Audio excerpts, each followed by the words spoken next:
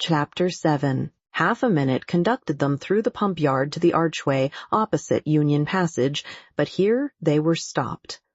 Everybody acquainted with Bath may remember the difficulties of crossing Cheap Street at this point. It is indeed a street of so impertinent a nature, so unfortunately connected with the great London and Oxford roads, and the principal inn of the city, that a day never passes in which parties of ladies, however important their business, whether in quest of pastry, millinery, or even, as in the present case of young men, are not detained on one side or other by carriages, horsemen, or carts. This evil had been felt and lamented at least 3 times a day by Isabella since her residence in Bath, and she was now fated to feel and lament it once more, for at the very moment of coming opposite to Union Passage, and within view of the 2 gentlemen who were proceeding through the crowds and threading the gutters of that interesting alley, they were prevented crossing by the approach of a gig, driven along on bad pavement by a most knowing-looking coachman, with all the vehemence that could most fitly endanger the lives of himself, his companion, and his horse. "Oh, these odious gigs," said Isabella, looking up, "how I detest them!" But this detestation, though so just, was of short duration, for she looked again and exclaimed, "Delightful! Mr. Morland and my brother! Good heaven, 'tis James!" was uttered at the same moment by Catherine, and, on catching the young man's eyes, the horse was immediately checked with a violence which almost threw him on his haunches, and the servant having now scampered up, the gentleman jumped out, and the equipage was delivered to his care. Catherine, by whom this meeting was wholly unexpected, received her brother with the liveliest pleasure, and he, being of a very amiable disposition and sincerely attached to her, gave every proof on his side of equal satisfaction, which he could have leisure to do, while the bright eyes of Miss Thorpe were incessantly challenging his notice, and to her his devoirs were speedily paid with a mixture of joy and embarrassment which might have informed Catherine, had she been more expert in the development of other people's feelings, and less simply engrossed by her own, that her brother thought her friend quite as pretty as she could do herself. John Thorpe, who in the meantime had been giving orders about the horses, soon joined them, and from him she directly received the amends which were her due, for while he slightly and carelessly touched the hand of Isabella, on her he bestowed a whole scrape and half a short bow. He was a stout young man of middling height, who, with a plain face and ungraceful form, seemed fearful of being too handsome unless he wore the dress of a groom, and too much like a gentleman unless he were easy where he ought to be civil, and impudent where he might be allowed to be easy. He took out his watch. "How long do you think we have been running it from Tetbury, Miss Morland?" "I do not know the distance." Her brother told her that it was 23 miles. "23!" cried Thorpe. 25 if it is an inch." Morland remonstrated, pleaded the authority of road books, innkeepers, and milestones, but his friend disregarded them all. He had a surer test of distance. "I know it must be 25, said he, "by the time we have been doing it. It is now 1:30. We drove out of the inn-yard at Tetbury as the town clock struck 11, and I defy any man in England to make my horse go less than 10 miles an hour in harness. That makes it exactly 25. "You have lost an hour," said Morland. "It was only 10 o'clock when we came from Tetbury." 10 o'clock! It was 11, upon my soul. I counted every stroke. "This brother of yours would persuade me out of my senses, Miss Morland. Do but look at my horse. Did you ever see an animal so made for speed in your life?" The servant had just mounted the carriage and was driving off. Such true blood. 3 hours and a half indeed coming, only 23 miles. Look at that creature, and suppose it possible if you can. He does look very hot, to be sure. Hot! He had not turned a hair till we came to Walcot Church, but look at his forehand, look at his loins, only see how he moves. That horse cannot go less than 10 miles an hour. Tie his legs, and he will get on. What do you think of my gig, Miss Morland? A neat one, is not it? Well hung, town-built, I have not had it a month. It was built for a Christchurch man, a friend of mine, a very good sort of fellow. He ran it a few weeks, till, I believe, it was convenient to have done with it. I happened just then to be looking out for some light thing of the kind, though I had pretty well determined on a curricle too, but I chanced to meet him on Magdalen Bridge as he was driving into Oxford last term. "Ah, Thorpe," said he, "do you happen to want such a little thing as this? It is a capital one of the kind, but I am cursed tired of it." "Oh, D," said I am your man. What do you ask? And how much do you think he did, Miss Morland? I am sure I cannot guess at all. Curricle hung, you see. Seat, trunk, sword case, splashing board, lamps, silver molding, all you see complete, the ironwork as good as new, or better. He asked 50 guineas. I closed with him directly, threw down the money, and the carriage was mine. And I am sure, said Catherine, I know so little of such things that I cannot judge whether it was cheap or dear. Neither one nor t'other. I might have got it for less, I dare say, but I hate haggling, and poor Freeman wanted cash. That was very good-natured of you, said Catherine, quite pleased. Oh, d-it, when one has the means of doing a kind thing by a friend, I hate to be pitiful. An inquiry now took place into the intended movements of the young ladies, and on finding whither they were going, it was decided that the gentlemen should accompany them to Edgar's Buildings and pay their respects to Mrs. Thorpe. James and Isabella led the way, and so well satisfied was the latter with her lot, so contentedly was she endeavoring to ensure a pleasant walk to him who brought the double recommendation of being her brother's friend and her friend's brother. So pure and uncoquettish were her feelings that, though they overtook and passed the two offending young men in Milsom Street, she was so far from seeking to attract their notice that she looked back at them only 3 times. John Thorpe kept, of course, with Catherine, and after a few minutes' silence renewed the conversation about his gig. You will find, however, Ms. Morland, it would be reckoned a cheap thing by some people, for I might have sold it for 10 guineas more the next day. Jackson of Oriel bid me 60 at once. Morland was with me at the time. Yes, said Morland, who overheard this, but you forget that your horse was included. My horse! Oh, d-it, I would not sell my horse for 100. Are you fond of an open carriage, Miss Morland? Yes, very. I have hardly ever an opportunity of being in one, but I am particularly fond of it. I am glad of it. I will drive you out in mine every day.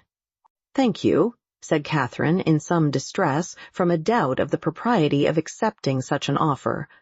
I will drive you up Lansdowne Hill tomorrow. Thank you, but will not your horse want rest?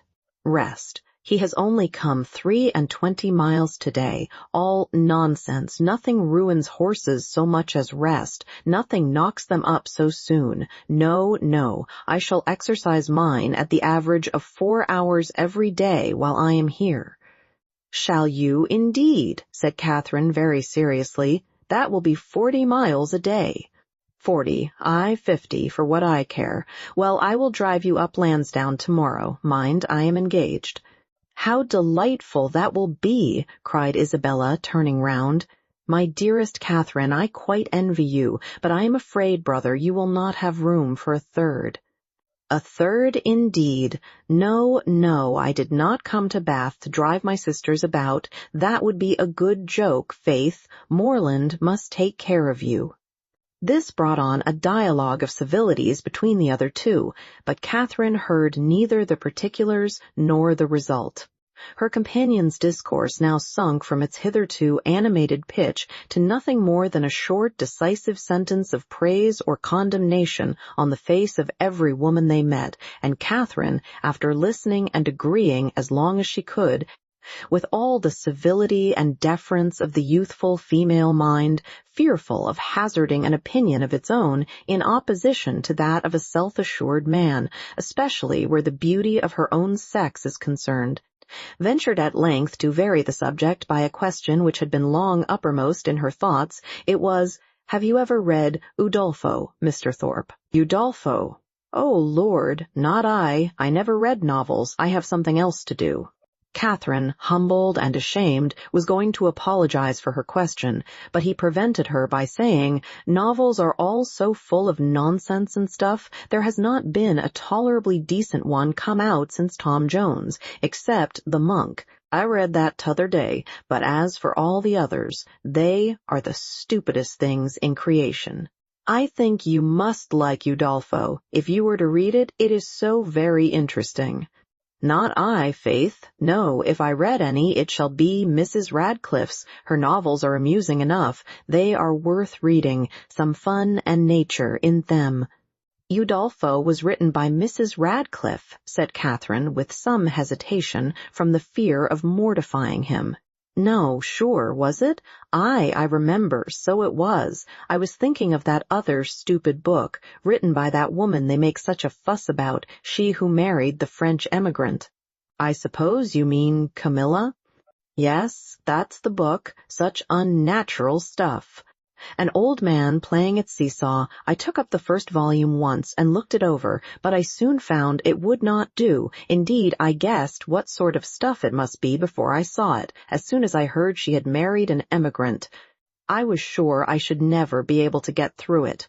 I have never read it. You had no loss, I assure you. It is the horridest nonsense you can imagine. There is nothing in the world in it but an old man's playing at seesaw and learning Latin. Upon my soul, there is not.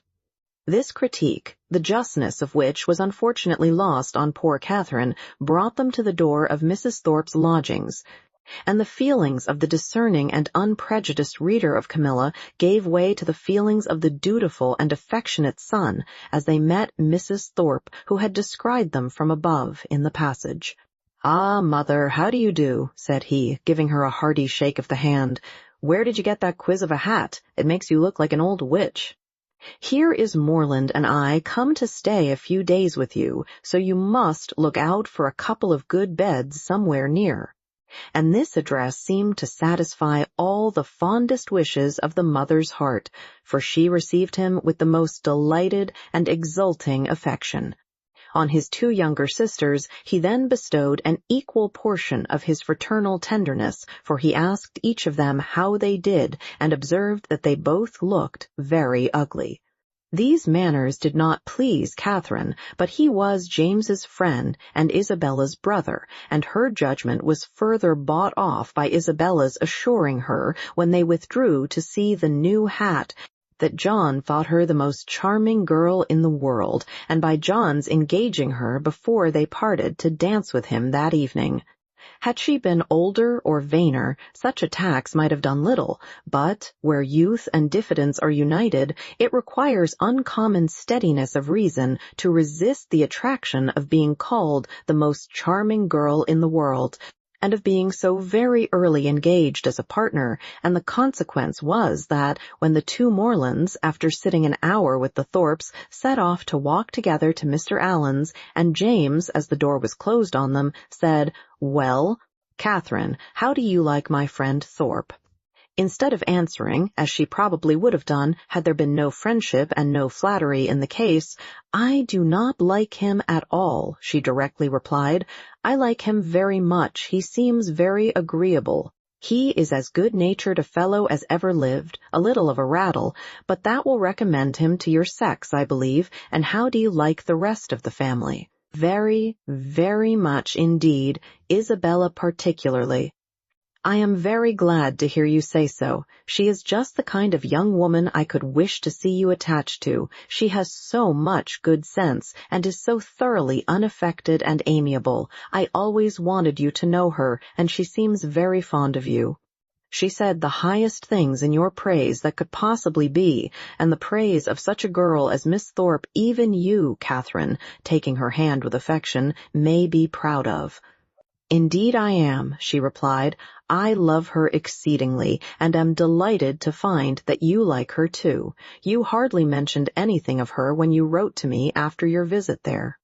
"Because I thought I should soon see you myself. I hope you will be a great deal together while you are in Bath. She is a most amiable girl, such a superior understanding. How fond all the family are of her, she is evidently the general favorite, and how much she must be admired in such a place as this. Is not she? Yes, very much indeed, I fancy. Mr. Allen thinks her the prettiest girl in Bath. I dare say he does, and I do not know any man who is a better judge of beauty than Mr. Allen. I need not ask you whether you are happy here, my dear Catherine. With such a companion and friend as Isabella Thorpe, it would be impossible for you to be otherwise, and the Allens, I am sure, are very kind to you. Yes, very kind. I never was so happy before, and now you are come, it will be more delightful than ever. How good it is of you to come so far on purpose to see me. James accepted this tribute of gratitude, and qualified his conscience for accepting it too, by saying with perfect sincerity, "Indeed, Catherine, I love you dearly." Inquiries and communications concerning brothers and sisters, the situation of some, the growth of the rest, and other family matters now passed between them, and continued, with only one small digression on James's part, in praise of Miss Thorpe, till they reached Pulteney Street, where he was welcomed with great kindness by Mr. and Mrs. Allen, invited by the former to dine with them, and summoned by the latter to guess the price and weigh the merits of a new muff and tippet. A pre-engagement in Edgar's Buildings prevented his accepting the invitation of one friend, and obliged him to hurry away as soon as he had satisfied the demands of the other. The time of the two parties uniting in the octagon room being correctly adjusted, Catherine was then left to the luxury of a raised, restless, and frightened imagination over the pages of Udolpho, lost from all worldly concerns of dressing and dinner, incapable of soothing Mrs. Allen's fears on the delay of an expected dressmaker, and having only 1 minute in 60 to bestow even on the reflection of her own felicity in being already engaged for the evening. Chapter 8. In spite of Udolpho and the dressmaker, however, the party from Pulteney Street reached the upper rooms in very good time. The Thorpes and James Morland were there only 2 minutes before them, and Isabella, having gone through the usual ceremonial of meeting her friend with the most smiling and affectionate haste, of admiring the set of her gown, and envying the curl of her hair, they followed their chaperons, arm in arm, into the ballroom, whispering to each other whenever a thought occurred, and supplying the place of many ideas by a squeeze of the hand or a smile of affection. The dancing began within a few minutes after they were seated, and James, who had been engaged quite as long as his sister, was very importunate with Isabella to stand up, but John was gone into the card-room to speak to a friend, and nothing, she declared, should induce her to join the set before her dear Catherine could join it too. "I assure you," said she, "I would not stand up without your dear sister for all the world, for if I did, we should certainly be separated the whole evening." Catherine accepted this kindness with gratitude, and they continued as they were for 3 minutes longer, when Isabella, who had been talking to James on the other side of her, turned again to his sister and whispered, "My dear creature, I am afraid I must leave you. Your brother is so amazingly impatient to begin. I know you will not mind my going away, and I dare say John will be back in a moment, and then you may easily find me out." Catherine, though a little disappointed, had too much good nature to make any opposition, and the others rising up, Isabella had only time to press her friend's hand and say, "Good-bye, my dear love," before they hurried off. The younger Miss Thorpes being also dancing, Catherine was left to the mercy of Mrs. Thorpe and Mrs. Allen, between whom she now remained. She could not help being vexed at the non-appearance of Mr. Thorpe, for she not only longed to be dancing, but was likewise aware that, as the real dignity of her situation could not be known, she was sharing with the scores of other young ladies still sitting down all the discredit of wanting a partner. To be disgraced in the eye of the world, to wear the appearance of infamy while her heart is all purity, her actions all innocence, and the misconduct of another, the true source of her debasement, is one of those circumstances which peculiarly belong to the heroine's life, and her fortitude under it what particularly dignifies her character. Catherine had fortitude, too, she suffered, but no murmur passed her lips. From this state of humiliation she was roused at the end of 10 minutes to a pleasanter feeling by seeing, not Mr. Thorpe, but Mr. Tilney, within 3 yards of the place where they sat. He seemed to be moving that way. But he did not see her, and therefore the smile and the blush which his sudden reappearance raised in Catherine passed away without sullying her heroic importance. He looked as handsome and as lively as ever, and was talking with interest to a fashionable and pleasing-looking young woman who leant on his arm and whom Catherine immediately guessed to be his sister, thus unthinkingly throwing away a fair opportunity of considering him lost to her forever by being married already. But guided only by what was simple and probable, it had never entered her head that Mr. Tilney could be married. He had not behaved, he had not talked, like the married men to whom she had been used. He had never mentioned a wife, and he had acknowledged a sister. From these circumstances sprang the instant conclusion of his sister's now being by his side, and therefore, instead of turning of a death-like paleness and falling in a fit on Mrs. Allen's bosom, Catherine sat erect, in the perfect use of her senses, and with cheeks only a little redder than usual.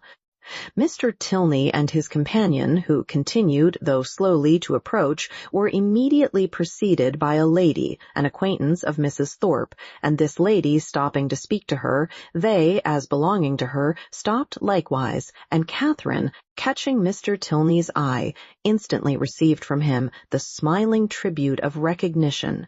She returned it with pleasure, and then, advancing still nearer, he spoke both to her and Mrs. Allen, by whom he was very civilly acknowledged. "I am very happy to see you again, sir. Indeed, I was afraid you had left Bath." He thanked her for her fears, and said that he had quitted it for a week, on the very morning after his having had the pleasure of seeing her. "Well, sir, and I dare say you are not sorry to be back again, for it is just the place for young people, and indeed for everybody else, too. I tell Mr. Allen, when he talks of being sick of it, that I am sure he should not complain, for it is so very agreeable a place that it is much better to be here than at home at this dull time of year. I tell him he is quite in luck to be sent here for his health. And I hope, madam, that Mr. Allen will be obliged to like the place, from finding it of service to him." "Thank you, sir. I have no doubt that he will. A neighbor of ours, Dr. Skinner, was here for his health last winter, and came away quite stout." "That circumstance must give great encouragement." "Yes, sir. And Dr. Skinner and his family were here 3 months, so I tell Mr. Allen he must not be in a hurry to get away." Here they were interrupted by a request from Mrs. Thorpe to Mrs. Allen that she would move a little to accommodate Mrs. Hughes and Miss Tilney with seats, as they had agreed to join their party. This was accordingly done, Mr. Tilney still continuing standing before them, and after a few minutes' consideration he asked Catherine to dance with him. This compliment, delightful as it was, produced severe mortification to the lady, and in giving her denial she expressed her sorrow on the occasion so very much as if she really felt it, that had Thorpe, who joined her just afterwards, been half a minute earlier, he might have thought her sufferings rather too acute.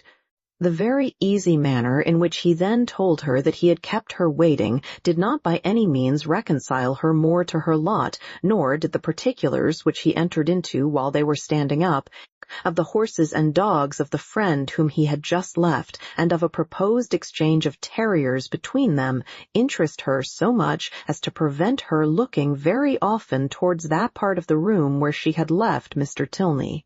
Of her dear Isabella, to whom she particularly longed to point out that gentleman, she could see nothing. They were in different sets. She was separated from all her party, and away from all her acquaintance. One mortification succeeded another, and from the whole she deduced this useful lesson: that to go previously engaged to a ball does not necessarily increase either the dignity or enjoyment of a young lady. From such a moralizing strain as this, she was suddenly roused by a touch on the shoulder, and turning round, perceived Mrs. Hughes directly behind her, attended by Miss Tilney and a gentleman. "I beg your pardon, Miss Morland," said she, "for this liberty, but I cannot anyhow get to Miss Thorpe, and Mrs. Thorpe said she was sure you would not have the least objection to letting in this young lady by you." Mrs. Hughes could not have applied to any creature in the room more happy to oblige her than Catherine. The young ladies were introduced to each other, Miss Tilney expressing a proper sense of such goodness, Miss Morland, with the real delicacy of a generous mind, making light of the obligation, and Mrs. Hughes, satisfied with having so respectably settled her young charge, returned to her party. Miss Tilney had a good figure, a pretty face, and a very agreeable countenance, and her air, though it had not all the decided pretension, the resolute stylishness of Miss Thorpe's, had more real elegance. Her manners showed good sense and good breeding. They were neither shy nor affectedly open, and she seemed capable of being young, attractive, and at a ball without wanting to fix the attention of every man near her, and without exaggerated feelings of ecstatic delight or inconceivable vexation on every little trifling occurrence. Catherine, interested at once by her appearance and her relationship to Mr. Tilney, was desirous of being acquainted with her, and readily talked therefore whenever she could think of anything to say, and had courage and leisure for saying it. But the hindrance thrown in the way of a very speedy intimacy by the frequent want of one or more of these requisites prevented their doing more than going through the first rudiments of an acquaintance. By informing themselves how well the other liked Bath, how much she admired its buildings and surrounding country, whether she drew or played or sang, and whether she was fond of riding on horseback. The 2 dances were scarcely concluded before Catherine found her arm gently seized by her faithful Isabella, who in great spirits exclaimed, "At last I have got you, my dearest creature. I have been looking for you this hour. What could induce you to come into this set when you knew I was in the other? I have been quite wretched without you. My dear Isabella, how was it possible for me to get at you? I could not even see where you were." So I told your brother all the time, but he would not believe me.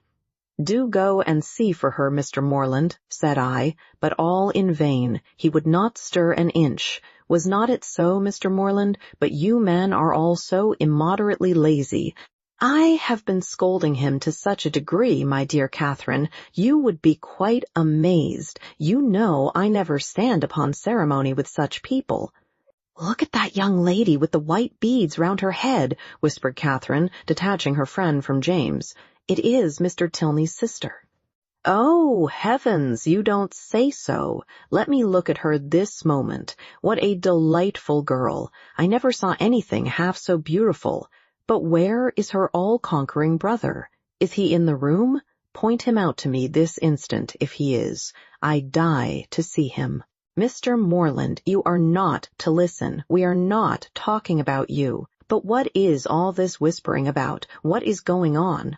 There now, I knew how it would be. You men have such restless curiosity. Talk of the curiosity of women, indeed. 'Tis nothing. But be satisfied, for you are not to know anything at all of the matter. And is that likely to satisfy me, do you think? Well, I declare I never knew anything like you. What can it signify to you, what we are talking of? Perhaps we are talking about you. Therefore I would advise you not to listen, or you may happen to hear something not very agreeable. In this commonplace chatter, which lasted some time, the original subject seemed entirely forgotten, and though Catherine was very well pleased to have it dropped for a while, she could not avoid a little suspicion at the total suspension of all Isabella's impatient desire to see Mr. Tilney. When the orchestra struck up a fresh dance, James would have led his fair partner away, but she resisted. "I tell you, Mr. Morland," she cried, "I would not do such a thing for all the world." "How can you be so teasing? Only conceive, my dear Catherine, what your brother wants me to do. He wants me to dance with him again, though I tell him that it is a most improper thing and entirely against the rules. It would make us the talk of the place if we were not to change partners." "Upon my honor," said James, "in these public assemblies it is as often done as not." "Nonsense, how can you say so? But when you men have a point to carry, you never stick at anything. My sweet Catherine, do support me. Persuade your brother how impossible it is. Tell him that it would quite shock you to see me do such a thing. Now, would not it?" "No, not at all. But if you think it wrong, you had much better change." "There," cried Isabella, "you hear what your sister says, and yet you will not mind her. Well, remember that it is not my fault if we set all the old ladies in Bath in a bustle. Come along, my dearest Catherine, for heaven's sake, and stand by me." And off they went to regain their former place. John Thorpe, in the meanwhile, had walked away, and Catherine, ever willing to give Mr. Tilney an opportunity of repeating the agreeable request which had already flattered her once, made her way to Mrs. Allen and Mrs. Thorpe as fast as she could, in the hope of finding him still with them. A hope which, when it proved to be fruitless, she felt to have been highly unreasonable. "Well, my dear," said Mrs. Thorpe, impatient for praise of her son, "I hope you have had an agreeable partner." "Very agreeable, madam." "I am glad of it. John has charming spirits, has not he?" "Did you meet Mr. Tilney, my dear?" said Mrs. Allen. "No, where is he?" "He was with us just now, and said he was so tired of lounging about that he was resolved to go and dance, so I thought perhaps he would ask you if he met with you." "Where can he be?" said Catherine, looking round, but she had not looked round long before she saw him leading a young lady to the dance. "Ah, he has got a partner. I wish he had asked you," said Mrs. Allen, and after a short silence she added, "He is a very agreeable young man." "Indeed he is, Mrs. Allen," said Mrs. Thorpe, smiling complacently. "I must say it, though I am his mother, that there is not a more agreeable young man in the world." This inapplicable answer might have been too much for the comprehension of many, but it did not puzzle Mrs. Allen, for after only a moment's consideration, she said in a whisper to Catherine, "I dare say she thought I was speaking of her son." Catherine was disappointed and vexed. She seemed to have missed by so little the very object she had had in view, and this persuasion did not incline her to a very gracious reply, when John Thorpe came up to her soon afterwards and said, "Well, Miss Morland, I suppose you and I are to stand up and jig it together again." "Oh, no, I am much obliged to you. Our 2 dances are over, and, besides, I am tired and do not mean to dance any more." "Do not you? Then let us walk about and quiz people. Come along with me, and I will show you the 4 greatest quizzers in the room, my 2 younger sisters and their partners. I have been laughing at them this half-hour." Again Catherine excused herself, and at last he walked off to quiz his sisters by himself. The rest of the evening she found very dull. Mr. Tilney was drawn away from their party at tea to attend that of his partner, Miss Tilney, though belonging to it, did not sit near her. And James and Isabella were so much engaged in conversing together that the latter had no leisure to bestow more on her friend than 1 smile, 1 squeeze, and 1 dearest Catherine. Chapter 9. The progress of Catherine's unhappiness from the events of the evening was as follows. It appeared first in a general dissatisfaction with everybody about her while she remained in the rooms, which speedily brought on considerable weariness and a violent desire to go home. This, on arriving in Pulteney Street, took the direction of extraordinary hunger, and when that was appeased, changed into an earnest longing to be in bed. Such was the extreme point of her distress, for when there she immediately fell into a sound sleep which lasted 9 hours, and from which she awoke perfectly revived, in excellent spirits, with fresh hopes and fresh schemes.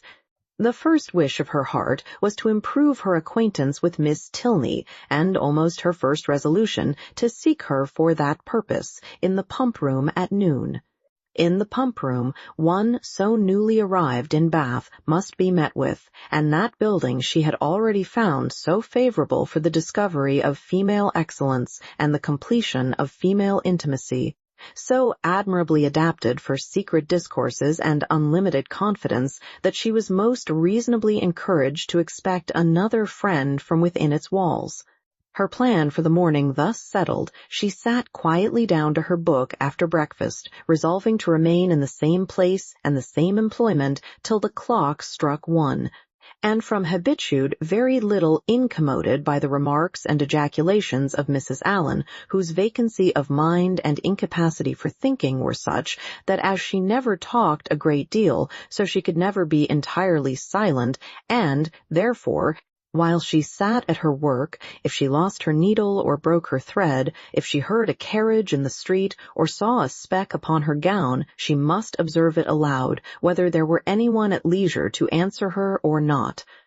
At about 12:30, a remarkably loud rap drew her in haste to the window, and scarcely had she time to inform Catherine of there being 2 open carriages at the door, in the first only a servant, her brother driving Miss Thorpe in the second, before John Thorpe came running upstairs, calling out, "Well, Miss Morland, here I am. Have you been waiting long? We could not come before. The old devil of a coachmaker was such an eternity finding out a thing fit to be got into, and now it is 10,000 to 1. But they break down before we are out of the street. How do you do, Mrs. Allen? A famous ball last night, was not it? Come, Miss Morland, be quick, for the others are in a confounded hurry to be off. They want to get their tumble over." "What do you mean?" said Catherine. "Where are you all going to?" "Going to? Why, you have not forgot our engagement. Did not we agree together to take a drive this morning? What a head you have! We are going up Claverton Down." "Something was said about it, I remember," said Catherine, looking at Mrs. Allen for her opinion, "but really I did not expect you." "Not expect me? That's a good one. And what a dust you would have made if I had not come." Catherine's silent appeal to her friend, meanwhile, was entirely thrown away, for Mrs. Allen, not being at all in the habit of conveying any expression herself by a look, was not aware of its being ever intended by anybody else, and Catherine, whose desire of seeing Miss Tilney again could at that moment bear a short delay in favor of a drive, and who thought there could be no impropriety in her going with Mr. Thorpe, as Isabella was going at the same time with James, was therefore obliged to speak plainer. "Well, ma'am, what do you say to it? Can you spare me for an hour or 2? Shall I go?" "Do just as you please, my dear," replied Mrs. Allen with the most placid indifference. Catherine took the advice and ran off to get ready. In a very few minutes she reappeared, having scarcely allowed the 2 others time enough to get through a few short sentences in her praise, after Thorpe had procured Mrs. Allen's admiration of his gig.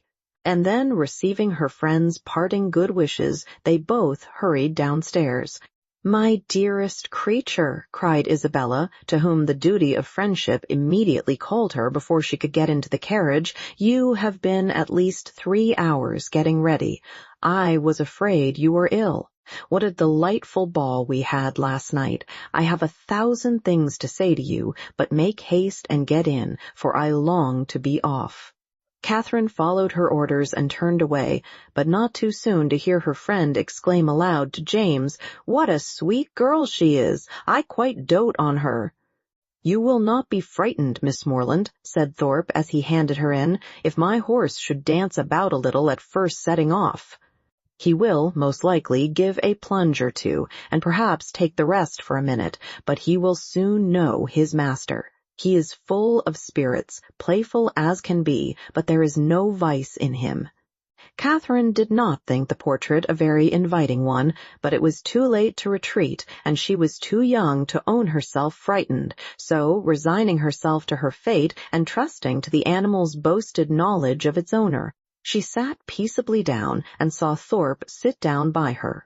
Everything being then arranged, the servant who stood at the horse's head was bid in an important voice to let him go, and off they went in the quietest manner imaginable, without a plunge or a caper or anything like one. Catherine, delighted at so happy an escape, spoke her pleasure aloud with grateful surprise, and her companion immediately made the matter perfectly simple by assuring her that it was entirely owing to the peculiarly judicious manner in which he had then held the reins, and the singular discernment and dexterity with which he had directed his whip. Catherine, though she could not help wondering that, with such perfect command of his horse, he should think it necessary to alarm her with a relation of its tricks, congratulated herself sincerely on being under the care of so excellent a coachman, and perceiving that the animal continued to go on in the same quiet manner without showing the smallest propensity towards any unpleasant vivacity, and, considering its inevitable pace was 10 miles an hour, by no means alarmingly fast, gave herself up to all the enjoyment of air and exercise of the most invigorating kind, in a fine mild day of February, with the consciousness of safety. A silence of several minutes succeeded their first short dialogue. It was broken by Thorpe's saying very abruptly, "Old Allen is as rich as a Jew, is not he?" Catherine did not understand him, and he repeated his question, adding in explanation, "Old Allen, the man you are with." "Oh, Mr. Allen, you mean? Yes, I believe he is very rich." "And no children at all?" "No, not any. A famous thing for his next heirs. He is your godfather, is not he?" "My godfather, no. But you are always very much with them." "Yes, very much." "Aye, that is what I meant. He seems a good kind of old fellow enough, and has lived very well in his time, I dare say. He is not gouty for nothing. Does he drink his bottle a day now?" "His bottle a day? No. Why should you think of such a thing? He is a very temperate man, and you could not fancy him in liquor last night?" "Lord help you, you women are always thinking of men's being in liquor. Why, you do not suppose a man is overset by a bottle. I am sure of this, that if everybody was to drink their bottle a day, there would not be half the disorders in the world there are now. It would be a famous good thing for us all." "I cannot believe it. Oh, Lord, it would be the saving of thousands. There is not the 100th part of the wine consumed in this kingdom that there ought to be. Our foggy climate wants help. And yet I have heard that there is a great deal of wine drunk in Oxford." "Oxford! There is no drinking at Oxford now, I assure you. Nobody drinks there. You would hardly meet with a man who goes beyond his 4 pints at the utmost. Now, for instance, it was reckoned a remarkable thing at the last party in my rooms that upon an average we cleared about 5 pints a head. It was looked upon as something out of the common way. Mine is famous good stuff, to be sure. You would not often meet with anything like it in Oxford, and that may account for it, but this will just give you a notion of the general rate of drinking there." "Yes, it does give a notion," said Catherine warmly, "and that is, that you all drink a great deal more wine than I thought you did. However, I am sure James does not drink so much." This declaration brought on a loud and overpowering reply, of which no part was very distinct, except the frequent exclamations, amounting almost to oaths, which adorned it, and Catherine was left, when it ended, with rather a strengthened belief of there being a great deal of wine drunk in Oxford, and the same happy conviction of her brother's comparative sobriety. Thorpe's ideas then all reverted to the merits of his own equipage, and she was called on to admire the spirit and freedom with which his horse moved along, and the ease which his paces, as well as the excellence of the springs, gave the motion of the carriage. She followed him in all his admiration as well as she could. To go before or beyond him was impossible. His knowledge and her ignorance of the subject, his rapidity of expression, and her diffidence of herself put that out of her power. She could strike out nothing new in commendation, but she readily echoed whatever he chose to assert. And it was finally settled between them, without any difficulty, that his equipage was altogether the most complete of its kind in England, his carriage the neatest, his horse the best goer, and himself the best coachman. "You do not really think, Mr. Thorpe," said Catherine, venturing after some time to consider the matter as entirely decided and to offer some little variation on the subject, "that James's gig will break down?" Break down. Oh, Lord, did you ever see such a little tit-uppy thing in your life? There is not a sound piece of iron about it. The wheels have been fairly worn out these 10 years at least. And as for the body, upon my soul, you might shake it to pieces yourself with a touch. It is the most devilish little rickety business I ever beheld. Thank God we have got a better. I would not be bound to go 2 miles in it for £50,000. "Good heavens!" cried Catherine, quite frightened. "Then pray let us turn back. They will certainly meet with an accident if we go on." "Do let us turn back, Mr. Thorpe. Stop and speak to my brother, and tell him how very unsafe it is." "Unsafe? Oh, Lord, what is there in that? They will only get a roll if it does break down, and there is plenty of dirt. It will be excellent falling. Oh, curse it! The carriage is safe enough, if a man knows how to drive it. A thing of that sort in good hands will last above 20 years after it is fairly worn out.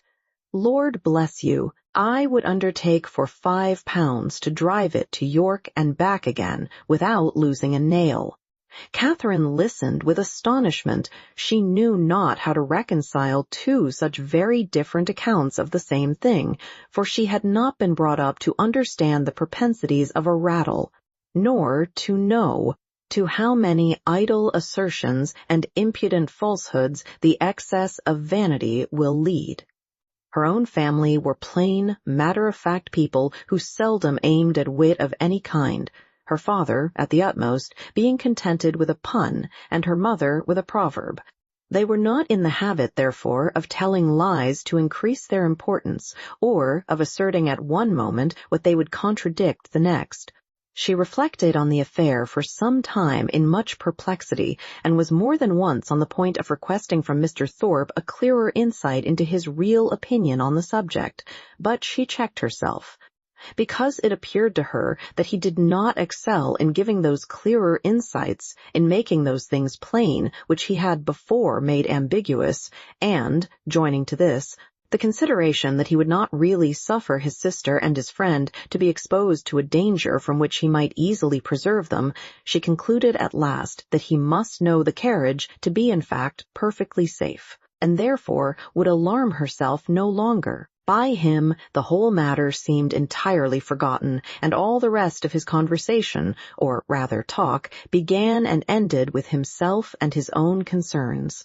He told her of horses which he had bought for a trifle and sold for incredible sums, of racing matches in which his judgment had infallibly foretold the winner, of shooting parties in which he had killed more birds, though without having one good shot, than all his companions together, and described to her some famous day's sport with the foxhounds, in which his foresight and skill in directing the dogs had repaired the mistakes of the most experienced huntsmen, and in which the boldness of his riding, though it had never endangered his own life for a moment, had been constantly leading others into difficulties which he calmly concluded had broken the necks of many. Little as Catherine was in the habit of judging for herself, and unfixed as were her general notions of what men ought to be, she could not entirely repress a doubt, while she bore with the effusions of his endless conceit, of his being altogether completely agreeable. It was a bold surmise, for he was Isabella's brother, and she had been assured by James that his manners would recommend him to all her sex, but in spite of this, the extreme weariness of his company, which crept over her before they had been out an hour, and which continued unceasingly to increase till they stopped in Pulteney Street again, induced her, in some small degree, to resist such high authority, and to distrust his powers of giving universal pleasure. When they arrived at Mrs. Allen's door, the astonishment of Isabella was hardly to be expressed, on finding that it was too late in the day for them to attend her friend into the house, past 3 o'clock. It was inconceivable, incredible, impossible, and she would neither believe her own watch, nor her brother's, nor the servants'. She would believe no assurance of it founded on reason or reality, till Morland produced his watch and ascertained the fact to have doubted a moment longer. Then, would have been equally inconceivable, incredible, and impossible, and she could only protest, over and over again, that no 2 hours and a half had ever gone off so swiftly before, as Catherine was called on to confirm. Catherine could not tell a falsehood even to please Isabella, but the latter was spared the misery of her friend's dissenting voice by not waiting for her answer. Her own feelings entirely engrossed her. Her wretchedness was most acute on finding herself obliged to go directly home. It was ages since she had had a moment's conversation with her dearest Catherine, and, though she had such thousands of things to say to her, it appeared as if they were never to be together again. So, with smiles of most exquisite misery, and the laughing eye of utter despondency, she bade her friend adieu, and went on. Catherine found Mrs. Allen just returned from all the busy idleness of the morning, and was immediately greeted with, "Well, my dear, here you are," a truth which she had no greater inclination than power to dispute. "And I hope you have had a pleasant airing?" "Yes, ma'am, I thank you. We could not have had a nicer day." So Mrs. Thorpe said she was vastly pleased at your all going. "You have seen Mrs. Thorpe, then?" "Yes, I went to the pump room as soon as you were gone, and there I met her, and we had a great deal of talk together. She says there was hardly any veal to be got at market this morning. It is so uncommonly scarce." "Did you see anybody else of our acquaintance?" "Yes, we agreed to take a turn in the Crescent, and there we met Mrs. Hughes and Mr. and Miss Tilney walking with her." "Did you indeed? And did they speak to you?" "Yes, we walked along the Crescent together for half an hour. They seem very agreeable people. Miss Tilney was in a very pretty spotted muslin, and I fancy, by what I can learn, that she always dresses very handsomely. Mrs. Hughes talked to me a great deal about the family." "And what did she tell you of them?" "Oh, a vast deal indeed. She hardly talked of anything else." "Did she tell you what part of Gloucestershire they come from?" "Yes, she did, but I cannot recollect now. But they are very good kind of people, and very rich." Mrs. Tilney was a Miss Drummond, and she and Mrs. Hughes were schoolfellows, and Miss Drummond had a very large fortune, and, when she married, her father gave her £20,000 and 500 to buy wedding clothes. Mrs. Hughes saw all the clothes after they came from the warehouse. "And are Mr. and Mrs. Tilney in Bath?" "Yes, I fancy they are, but I am not quite certain.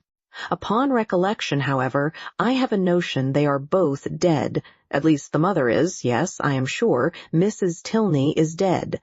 Because Mrs. Hughes told me there was a very beautiful set of pearls that Mr. Drummond gave his daughter on her wedding day, and that Miss Tilney has got now, for they were put by for her when her mother died." "And is Mr. Tilney, my partner, the only son?" "I cannot be quite positive about that, my dear. I have some idea he is, but, however, he is a very fine young man, Mrs. Hughes says, and likely to do very well." Catherine inquired no further. She had heard enough to feel that Mrs. Allen had no real intelligence to give, and that she was most particularly unfortunate herself in having missed such a meeting with both brother and sister. Could she have foreseen such a circumstance, nothing should have persuaded her to go out with the others, and, as it was, she could only lament her ill luck and think over what she had lost, till it was clear to her that the drive had by no means been very pleasant, and that John Thorpe himself was quite disagreeable.